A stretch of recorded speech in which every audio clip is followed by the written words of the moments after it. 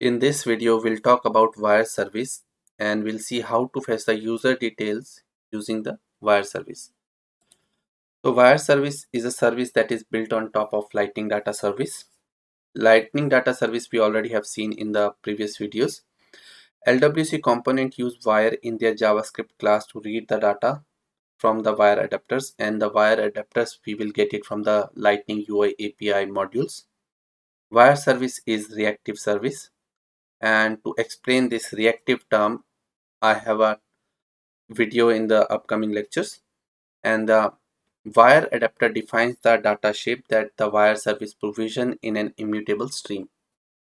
From the interview point of view or from learning point of view, wire service is very important. You should know the syntax very well, because right in all real-time projects you use wire service very heavily to fetch the data, to perform some action on the data. So let's look at the syntax first. As we know, wire service accept the adapter, and so that we need to import the adapter. So we can import the adapter from the module. Adapter module is nothing, is the Lightning UI API module. Okay, from those modules we will import some adapter or a function, and we will pass those adapter to a wire @wire, and to use @wire we have to import wire, that we'll see, and here we'll pass some configuration. And once the service hits the data or hits the backend and bring the data, that time we need someone to listen to the data, right? So to listen that, we can use a property or a function. So the syntax is very simple. First you need to import the wire, then you need to import the adapter, then you have to write @wire, then adapter name, and then pass the configuration. And once this service brings something to listen the data, we will use property or a function. So let's go to the VS Code and see how to achieve this.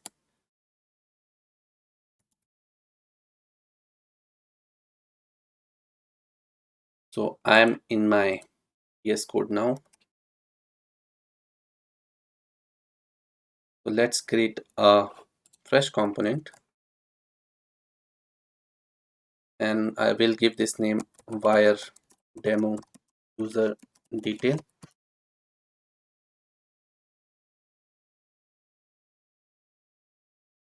Now our component is ready.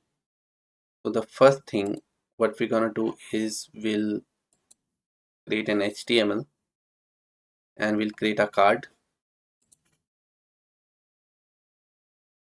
Lightning card, we'll say title user detail using wire, and after this we'll add quickly a div with to give some padding.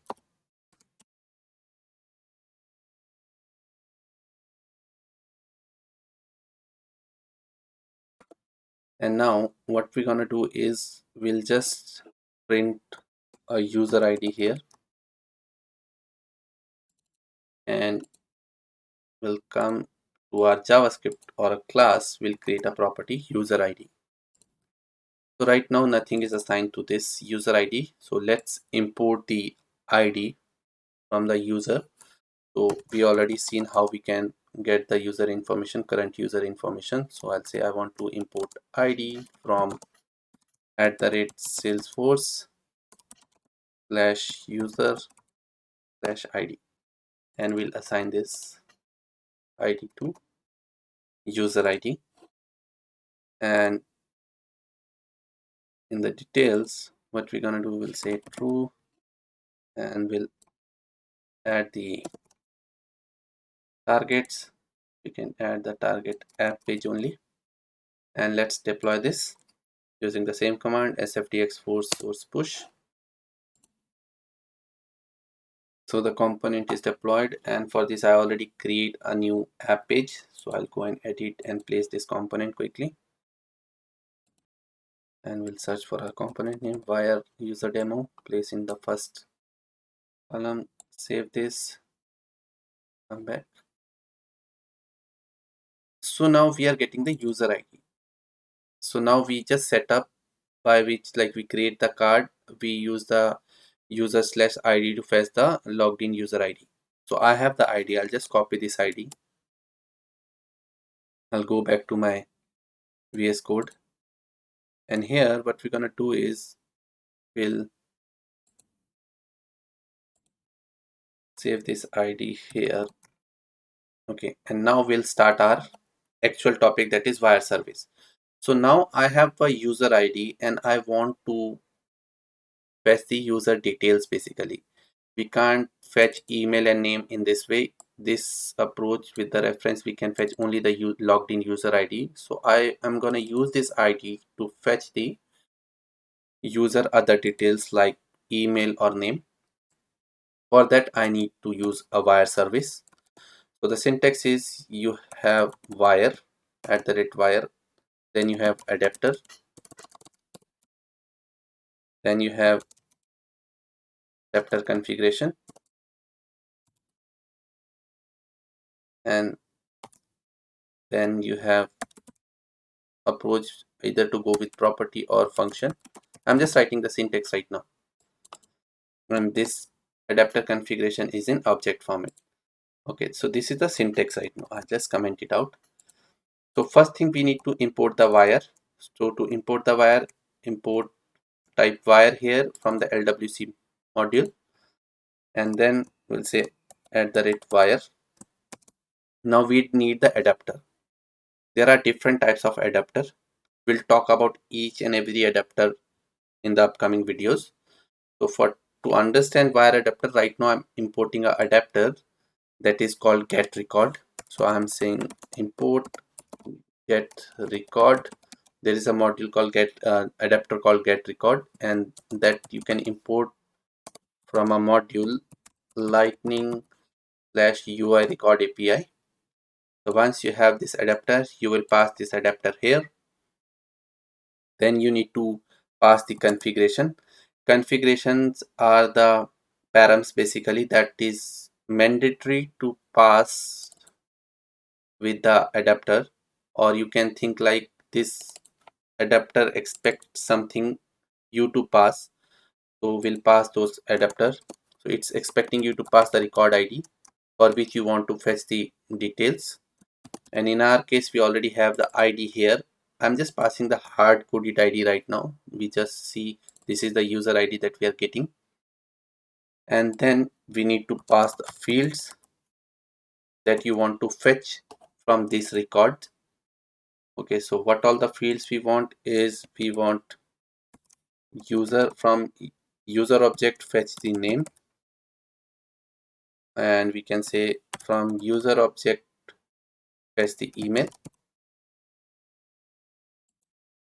and once our signature of wire is ready, we need some property or a function to cache the data. So the easiest way, and I usually prefer, is the writing function. So we'll write a function just below this line. So we'll say user detail handler. It will take response, okay, and will console that response. Will not perform any action, will just perform console the response.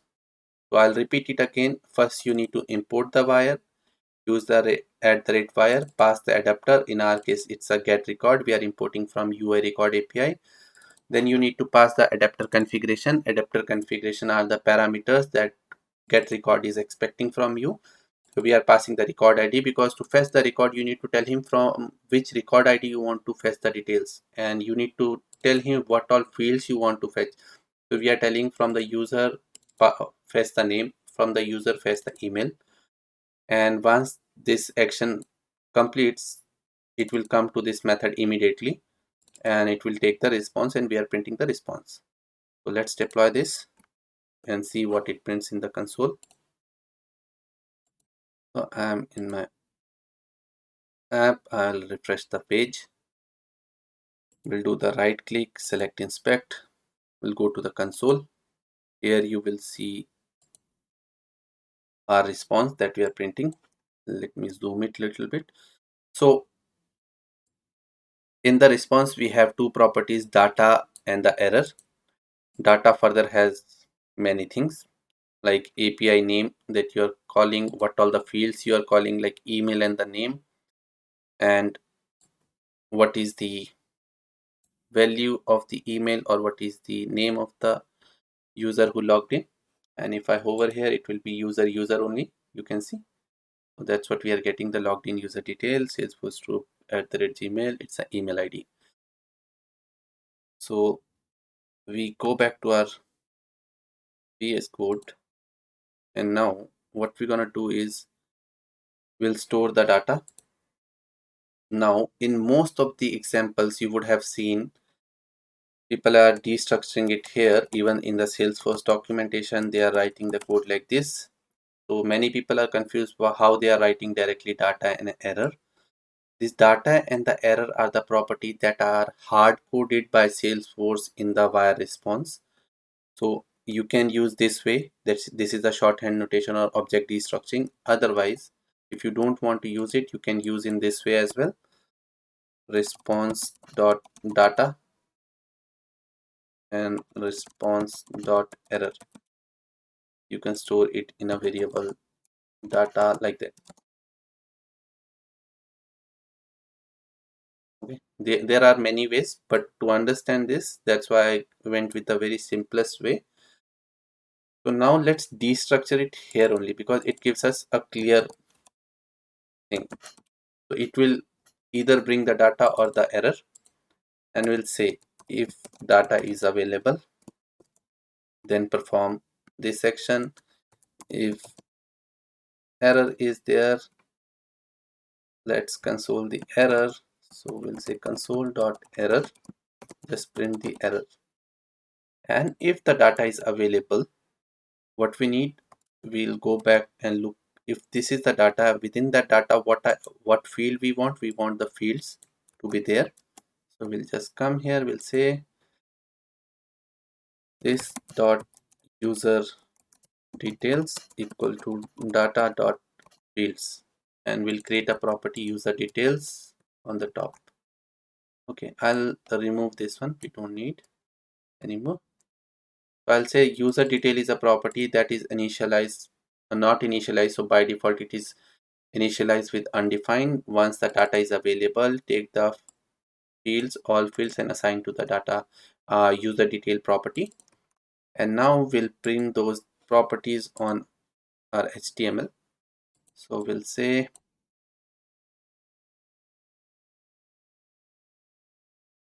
template if true. First we need to check whether the user details are available or not. So that's why we are using if true directive. And then we'll print email is user detail dot email dot value. Similarly, we'll print the name as well on the screen, and you can fetch it using user detail dot name dot value. So let's deploy this and see how it works. In the meantime, I'll repeat it again. We are looking into the wire service and we are using the get record adapter. Whichever method that you're getting or whichever you are importing from the UI module and you're passing with the wire, we called it as a adapter basically. So get record is adapter here. We are passing the record ID of the logged in user, and that we are getting from the path @salesforce/user/id, and we are telling this get record to bring the fields name and the email. Once the data comes, it comes to the wire as a function user detail handler, and from that we are destructuring and we are checking if data is there, take out the all fields from the data and assign it to user details. And in the HTML we are using user detail dot email dot value, user detail dot name dot value. So let's go and refresh the page now. We close the console, and now on the screen you can see email Salesforce troop @gmail, and the name is user. The benefit of using the function is you can console the data that is coming, right? So, but in the syntax I showed you, you don't need what say function. You can go with the property approach as well. So we can look into the property approach now. So for that, what we'll do is I'll create another wire and we'll use the same signature because the syntax will be same, and we'll say here user detail property. So it immediately receive whatever the response is coming. Okay, it will store in this, and in the HTML I'll say user detail using wire as function. I'll copy this card and paste it below. I'll say as a property, and here the response is stored in this property user detail property. So we're gonna use, first we'll check whether the user detail property dot data is available or not, because as I already said, data and the error are the hard coded field in the wire service. So every time you will get the positive response in the data property and the negative response in the error property. So once the data is available, we'll say user detail property dot data dot fields dot email dot value is there or not. Similarly, we'll do this for the another one for name. So here we haven't tried anything specific to our function. We just use the property. The property will receive the response directly. Response has data and error. So we are checking whether the data is there or not. If data is there, go to the field property. Within the field property, go to email and fetch the value. So let's deploy this and check whether the wire as a property is working or not. But I always recommend always start writing your code with the function print, because writing function and debugging with the function is easy, but debugging with the wire as a property is really tough. And so always write this, and once you are good with the integration, your data is mapping correctly, then you can remove this to a property. Okay, so it's deployed. Let's go to our code, refresh the page.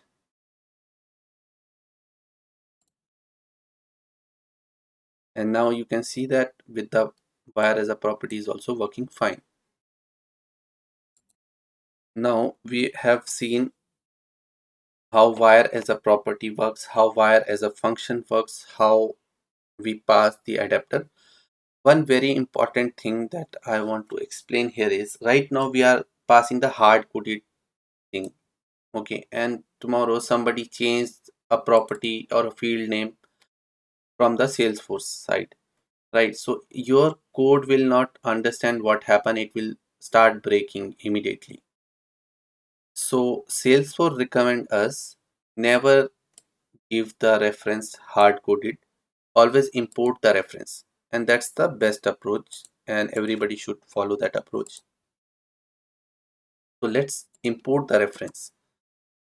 Okay, so first reference we want to import is the name field. The benefit of the reference is if somebody updates the field from the Salesforce side, it automatically map that reference. So we'll say @Salesforce from schema we want user dot name. So user is your object, name is your field. Similarly, we want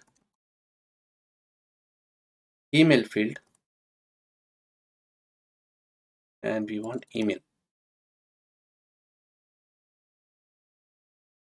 So we'll say we can pass it like this, name field and email field, and we'll replace it here as well. And there is a one further better way is we always do const fields equal to, just assign it in the top outside your class and just map it like this. And in JavaScript, if your key and value is same, you don't need to define it again and again. It is a shorthand notation. So basically it's equivalent to this. Okay, so let's deploy this now and see whether the things are working or not.